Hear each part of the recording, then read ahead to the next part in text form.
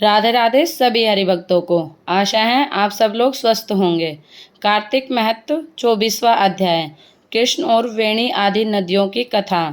पृथ्वी बोले, हे महर्षि नारद, कृष्ण और वेणी नदी के तट से शिव और विष्णु के गण ने एक वैश्य के शरीर से कलह राक्षसी निकाली थी, सो यह आप हमसे पहले कह चुके हैं।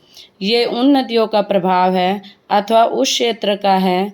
हे धर्मज्ञ, इसमें हमको बड़ा संदेह है, सो आप कहो। नारद जी बोले, हे राजन, कृष्ण साक्षात कृष्ण का शरीर है और वेणी शिव जी का रूप है, अतः उनके प्रभाव को चतुर्भुज ब्रह्मा भी नहीं कह सकता। फिर भी उनकी उत्पत्ति के विषय में बताता हूँ, उसको सुनो। पहले चक्षुक मनवंत्र में ब्रह्मा जी ने रमणीक साहित्यिक पर्वत के शिखर पर यज्ञ करना चाहा। यज्ञ की सामग्री इकट्ठी करके वे देवगणों के साथ विष्णु और महादेव को संग लेकर उसके शिखर पर गए।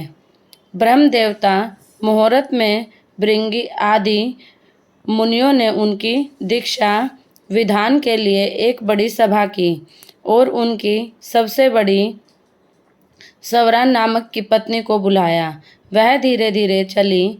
तब भृंगु जी विष्णु से बोले, हे विष्णु, स्वरा आपके बुलाने पर भी शीघ्र क्यों नहीं आई? मुहूर्त बीता जाता है, अब दीक्षा विधि कैसे पूर्ण होगी? श्री कृष्ण बोले, जो शीघ्र स्वर नहीं आता है तो वह गायत्री की दीक्षा विधान करिए। क्या इस पवित्र कार्य में यह उनकी स्त्री नहीं है? नारद जी बोले, रुद्र ने भी विष्णु के चयन को मान लिया। भृंगु के इस वचन को सुनकर गायत्री को ब्रह्मा के दक्षिण भाग में बिठाकर दीक्षा विधि का प्रारंभ किया।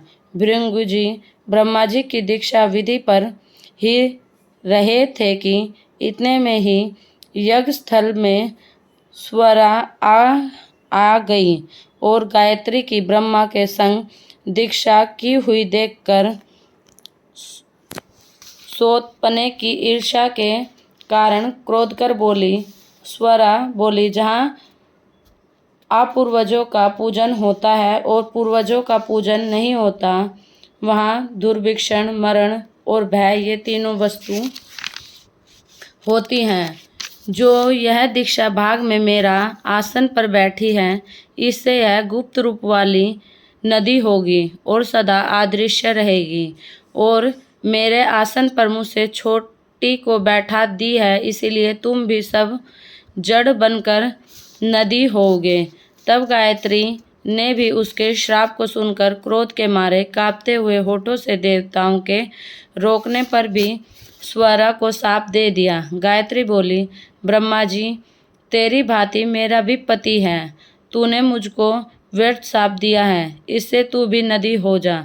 नारद जी बोले। तब शिव जी, विष्णु आदि सब देवता हाहाकार करते हुए दंडवत करके स्वर से प्रार्थना करने लगे, हे देवी, तुमने ब्रह्म आदिक हम सब देवों को जो शाप दिया है, सो सब जड़ीभूत नहीं बन जाएंगे, अतः ये तीनों लोग नष्ट हो जाएंगे। ये शाप तुमने बिना विचारे दे दिया है, इसको वापस ले लो। स्वरा बोली, हे देवताओं, तुम लोगों ने यज्ञ के प्रारंभ में गणेश जी का पूजन नहीं किया था, इसी कारण मेरे क्रोध से यह विघ्न निसंदेह पैदा हुआ। मेरा यह वचन निश्चित है, झूठा नहीं है। इससे अपने अपने अंशों से जुड़ी भूत होकर तुम सब नदी होगे और हम दोनों सोत भी अपने अपने अंशों से नदियां होकर पश्चिम की तरफ बहेंगी। नारद जी बोले। इस तरह स्वरा के वचन सुनकर ब्रह्मा, विष्णु और शिव ये सब जड़ीभूत होकर अपने अपने अंश से नदी हो गए। वहीं पर विष्णु कृष्णा नदी बने, शिव जी वेणी और ब्रह्मा कुमुदनी नदी हुई। ये सब अलग अलग बहने लगे। देवता भी अपने अपने अंशों को जड़ करके सहायक चल की शिखर से नदी होकर अलग अलग बहने लगे। पूर्व की ओर बहने वाली नदी देवताओं के अंश से उत्पन्न हुई और पश्चिम की ओर बहने वाली नदियाँ उनकी स्त्रियों के अंश से उत्पन्न होकर बहने लगीं। पश्चिम की ओर बहने वाली गायत्री और स्वरा नदी सावित्री नाम से प्रसिद्ध हुई। ब्रह्मा जी ने वहाँ यज्ञ के लिए विष्णु और शिव इन दोनों की स्थापना की, अतः वे ही दोनों महाबल और अतिबल नामक प्रसिद्ध देवता हुए।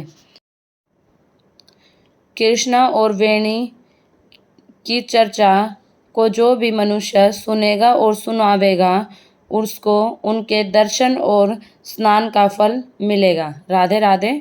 अगर आपको मेरे द्वारा सुनाई गई कहानी पसंद आई हो तो मेरी वीडियो लाइक करें, मेरे चैनल को सब्सक्राइब करें और अधिक से अधिक शेयर करें।